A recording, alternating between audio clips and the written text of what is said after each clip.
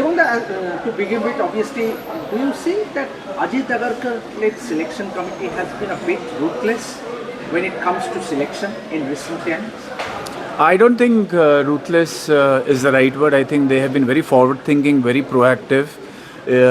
If you look at Surya's performance in last season or so, it hasn't been great, particularly even in the World Cup itself. He led this team very well, but you also have to look ahead.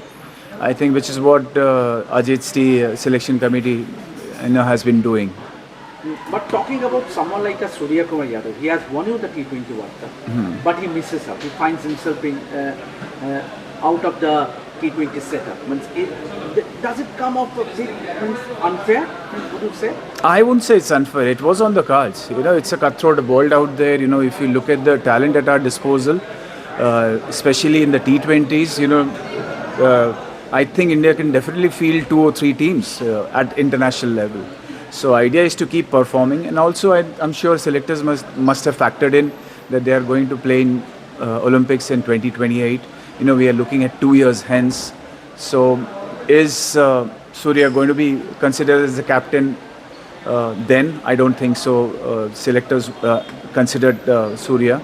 But look at Shreyas's record, the way he's evolved as a T20 player, not only as a player but also as a captain himself, who's won IPL, who's led his teams to IPL finals couple of times. So he has a proven record of leading the side, and I'm sure he will do a great job as a captain. What has Ajit Agarkar brought in as a chief selector? I think he's very proactive, rather than being a very reactive selector. He's taken some tough calls, and we all have to remember that selection is basically a process of elimination. Because especially in India, when you have so much of talent at your disposal, sometimes it's really tough. Whenever somebody misses out, he always feels that he's hard done by. But it's a thankless job, but there are tough calls which he has taken and which has yielded results. But how do you look at his stint as a chief selector? I think very good. He's won a couple of World Cups. He's won Champions Trophy. What do you expect him to do? Right? Yeah.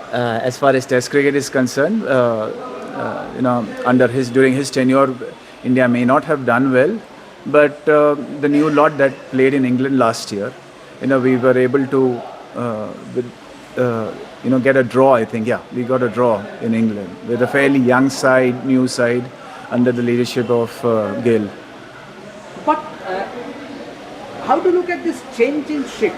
Obviously, gone were the times when India always had this star players, and the selectors found it hard. You had a Mahendra Singh Dhoni, we all know. He had a horrendous run, losing Test series in England, Test series in Australia. But despite that, he kept his position as a captain. Obviously, but now when you look at, obviously it is the teams are selected primarily on the basis of performances. So, do you think that this is kind of a change in shift from the star culture? See, stars will always be there, right? Because people do, come to watch stars. So, I wouldn't necessarily talk about the star culture, but everybody has to go at some stage or the other, right? Whether it is whoever has played this game, at some stage they'll have to move on. So, and these tough calls, sometimes the selectors do have to take, irrespective of the amount of cricket that you may have played. Right. So this is something which everyone needs to come to terms with.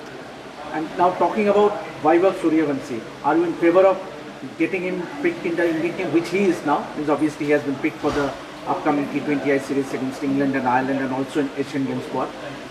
15 years and a couple of months, would you have loved to get him into the...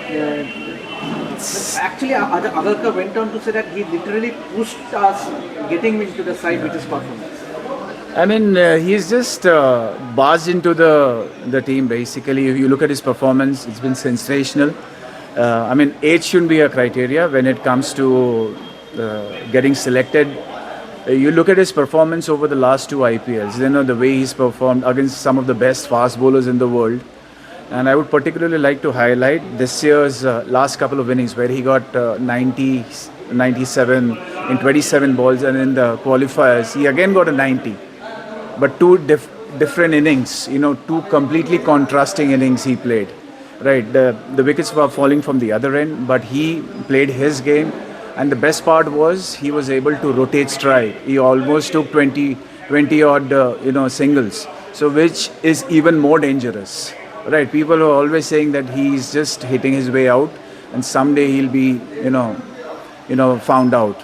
But the maturity that he's showing with every passing day, every passing match is, going to take him to greater heights. I am fully confident, and I think I congratulate the selectors that they have picked him and give him an opportunity to play for India. Finally, Devanga, you spoke about age being a factor. Age shouldn't be a factor. On that count, someone like a Bhuvneshwar Kumar, who has performed so well in IPL, second highest wicket taker, in a highly competitive scenario, and also someone like a Mohammad Shami, who has done exceedingly well in longer format. You leave out those. Do you say it's kind of a looking back, or you need to get in more youngsters? See, when youngsters are getting picked, right, who have done well, and especially on trips like when you're going to Ireland and all. See, these are all bilateral series, right? So eventually I'll have to figure out who's going to be playing in the next World Cup and the Olympics, so on and so forth, right? So keeping that in mind, it's always prudent to give youngsters a chance. You can always call back a Bhuvneshwar Kumar with the kind of experience that he has, right? But also you need to, create a bench strength, which is what is very important. Thank you very much.